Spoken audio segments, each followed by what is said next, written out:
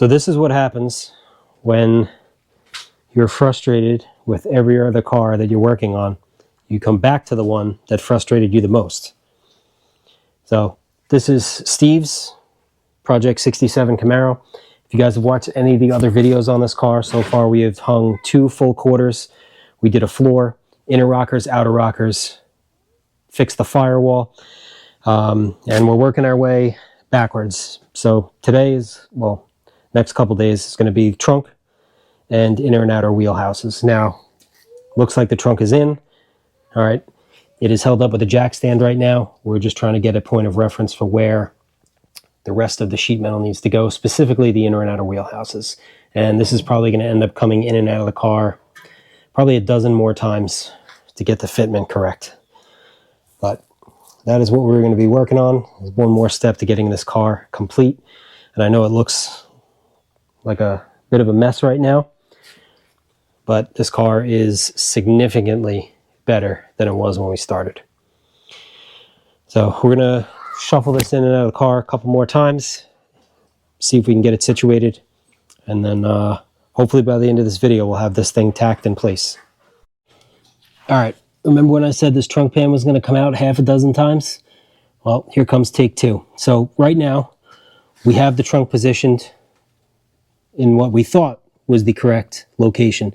So right now we have the trunk pan on top of our floor, and I know it's a little difficult to see, but this flange right by the vice grip, all right, is on top of the floor.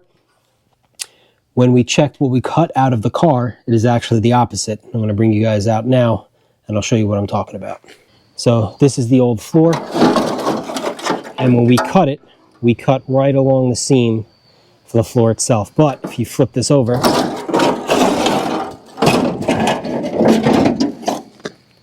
you can kind of make it out, but this rotted flange that is spot welded is actually the remainder of the trunk, or basically that cut right by my index finger is right where we cut the floor out of the car. So that trunk pan is actually supposed to go underneath the floor in the position. So technically it could go either way, but the correct way is the trunk underneath the floor. So we're going to pull this back out, reposition it, and try and lift it up into the car, and we'll see if it fits any better. All right, so we are pretty happy with the location of the trunk pan. We are caught up in one spot. There's a small lip on the inner wheelhouse. You can see the gap. It's kind of in between there, a little bit right where my fingers are. So the plan is we're going to take the trunk pan back out of the car.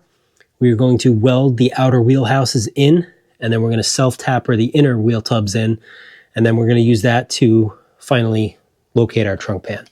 But we have it where it needs to be underneath the floor. It's just going to be a slight height adjustment on here. And you'll see once that lip is out of the way, it sits nice and flush. We actually had it positioned in there perfectly the other day, but we had to shift it around a little bit. So we're going to pull everything out. We're going to prep all of our flanges with weld-through primer, get that ready to weld everything into position. And once the wheelhouses are in, we can hopefully finally mount this trunk pan. All right, Steve has the inner and outer wheel tub welded in on the passenger side. While he was doing that, I was over here fighting to get this one fit up. I don't know if it was the stamping or something with the car, but this side did not fit nearly as well as the passenger side. But I'm pretty confident I got it close. So it's held in there with a number of self-tappers right now just to keep it positioned. But we didn't want to permanently weld anything yet until we put our trunk floor back in and make sure that everything lines up. Once it does, we'll pull out the metal glue gun and we'll stitch this all together. But both inner and outer wheelhouses are in, passenger side welded, driver side self-tappered. We're going to toss the trunk floor back in here now and do a couple fitment checks. Everyone knows Firewatch is the actual hard part. This guy's got it easy. He's huddled underneath the car welding right now. Good one. Got him. Finger's never going to be the same. That's why you got 10. That's right. Okay, obviously our trunk is back out of the car. I'm going to weld in our inner and outer wheelhouses because we know we have them positioned correctly. While we had the trunk in the car last time, you could see these 2 lines that I made with the Sharpie. All right, in between those lines, we are going to drill holes, and that's where we're actually going to plug weld the inner wheel tubs to the trunk floor. So I have that marked all the way down. So I'm going to get in the most uncomfortable position ever and start welding both of our wheel tubs in. So it's been a couple days since we've worked on this car, so I don't quite remember where I left you guys, but we've been at this for about an hour now. So I'll show you where we are and what the next step is going to be. So the tail pan is clamped in the car in a rough position. That is not welded yet. The trunk is not welded yet. The reason we put the tail pan in is to make sure that the height in the back of the trunk lined up with the holes for the bumpers, which for any of you guys who are storing one of these cars, this is a 67 through 69 Camaro tail pan alignment tool, also known as a Harbor Freight pry bar. We also have a bolt in there, again, just to correct the height in the back. The height in the front, you might be able to see that little angle finder that we have mounted to the top of the trunk. We compared the angle of the trunk pan to the transmission tunnel, and we were within 0.2 degrees. Now, I know you guys don't know Steve or myself personally, but 0.2 degrees is just fine for us. So pretty happy with the location of this. We have both wheel tubs marked out, so when we pull the pan back out, we know where to drill so we can plug weld to the inner wheelhouses, and we actually still have to weld in the driver's side wheelhouse. So all that hard work that we just did to get all of this stuff located is now going to get undone for more prep work. Once that's done, we'll come back and I'll show you the process of fitting this for the final time, and then hopefully hot gluing this thing in the car. All right, I think it's finally time to put this trunk back in the car for the last time. Like I mentioned earlier, we welded in the driver's side inner and outer wheel tubs. We prepped all of the flanges on the wheel tubs themselves, the floor, and the trunk as well. So all that should be left to do at this point is to position the trunk, clamp it in place. We're going to put the tail pan back on to make sure that it's at the right height. And then hopefully we can get to welding, and this car will have a brand new one-piece trunk in it.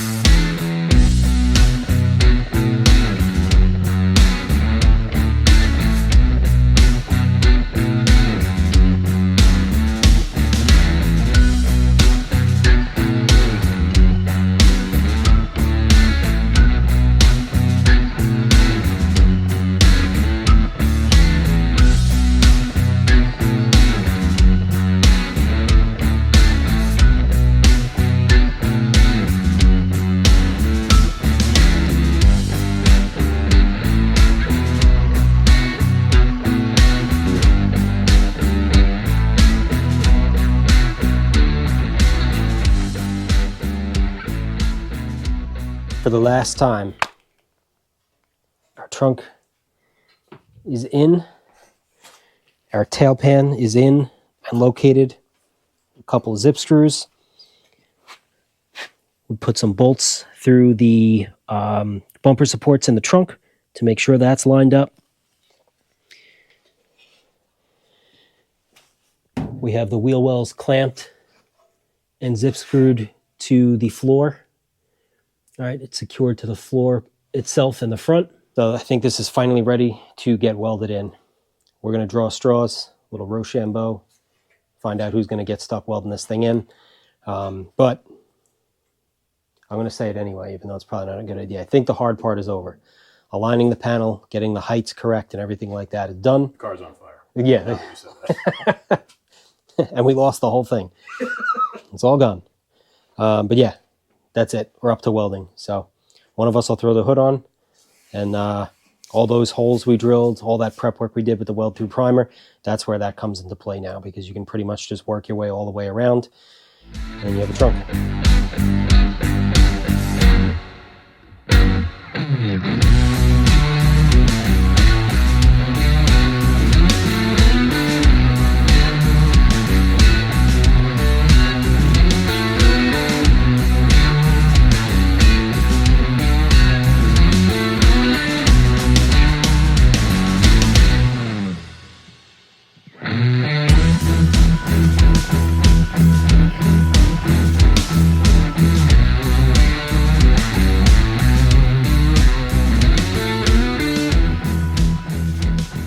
All right, it is definitely not coming out again. And the reason for that is it is completely welded.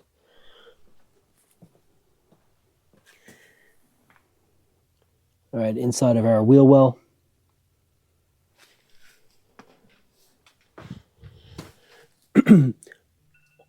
All along the brace in the back. I know you can't see it very well, but trust me, it's welded. All right, we have the rear seat braces welded in as well. And I have to say, for how much we cut this car apart, it actually went back together very, very well. Always going to have small issues with aftermarket sheet metal. And a car like this that's been rotted for probably the last 10 or 15 years. You always take a little bit of a risk because you never know how it's going to go back together. But this car is looking really, really good. This is a huge step forward. I believe the next project on this car is probably going to get that tail pan welded in and fit up permanently. After that, I think we're looking at frame rails and then possibly get a rear end back in this car and finally have this thing mobile, since we dragged it in here half on an engine hoist because the front clip was torn out of the car. So quickly making progress on that. If you like these kind of videos, these kinds of cars, all right, or two idiots working in a garage, please consider subscribing to the channel, as well as Steve's American Nostalgia Garage. Again, this is his project, but we've been helping him out with it. So that is going to do it for this one. Thank you guys very much for watching, and we'll see you very soon.